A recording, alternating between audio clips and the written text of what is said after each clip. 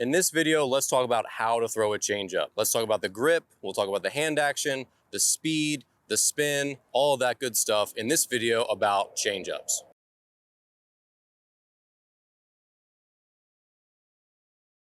All right, first thing, let's talk about the changeup grip that I teach. This has great results no matter how big your hands are, how old you are, or what level you're at. All right, so to get this changeup grip, you're gonna make the hook 'em horn sign with your hands, and you're gonna take the ball like this. So I'm gonna make the hook 'em horns, lay my hand flat, I'm gonna sit the ball on it, and then I'm gonna put my thumb underneath just like that.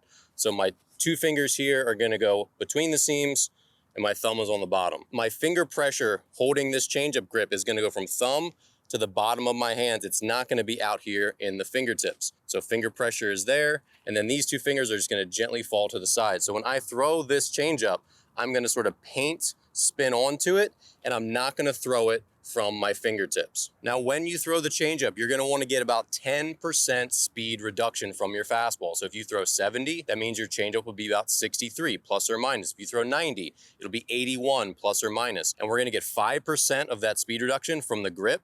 So this changeup grip that I just talked about, and we'll get the other 5% by painting our spin on the inside of the ball, which is called pronating on the inside of it, slightly just before release. So those two 5% factors are gonna total the 10% speed reduction that you want in your changeup. So let's take a look at some really good changeups that I've thrown in a bullpen, and you can see the sinking action and the running action.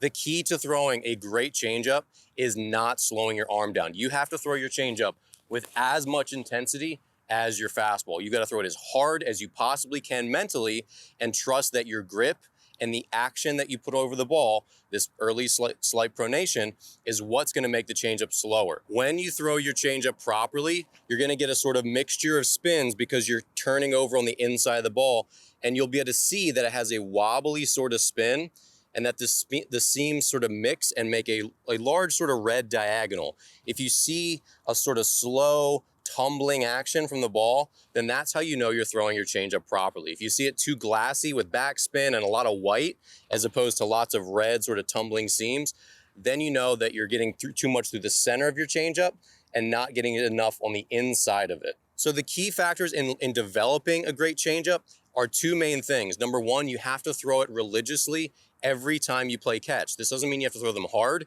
but you have to throw your changeup regularly. So as a pitcher, every time you touch a ball, whether you're just playing catch, whether you're warming up for a bullpen, whether you're warming up to long toss, whether you're warming up for a game, you should be playing catch with your changeup and signaling to your partner that, hey, changeups are coming. One fastball, two changeups, one fastball, two changeups, one fastball, one changeup. Throw it regularly and work on getting the feel. You also have to throw your changeup a lot in games. That means probably 20% of the time. So if you throw 80 pitches in a game, that means 16 pitches are changeups in that game. Make sure you're working on it in games. Find situations to throw it. Now, if you throw your changeup properly and you have the proper spin and everything looks good out of your hand, you'll start to see it get some sink and some run. So run is movement to the arm side. So for me as a righty, that means it goes into a righty or away to a lefty. Sink is obviously sinking action that goes down towards the ground. So when you throw this grip right and you get this sort of tumbling action with the spin, you're gonna get a combination of sink and run that's gonna vary depending on where you throw it in the strike zone. If you throw it more in the middle of the plate, it will have more sink and less run.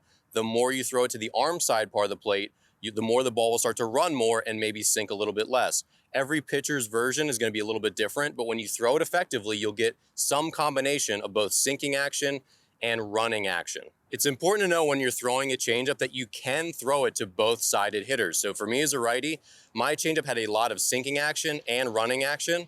So I would throw it both to lefties. I would throw it to them more than I would throw it to righties, but I threw it to righties a lot also. And that's because when it has such good sinking action and running action, it's still going to be difficult to barrel up even if the pitch is moving in to a righty. Traditionally, righties throw more changeups to lefties because it breaks away from their bat, right? That's the same reason we throw more curveballs and sliders to same-sided hitters because it breaks away from their bat. But again, you can throw this, and you see this in the major leagues, more and more pitchers who have a lot of sink and run on their changeup, they're throwing it just as much to same-sided hitters, and you can do that too. Last note here on throwing a great changeup.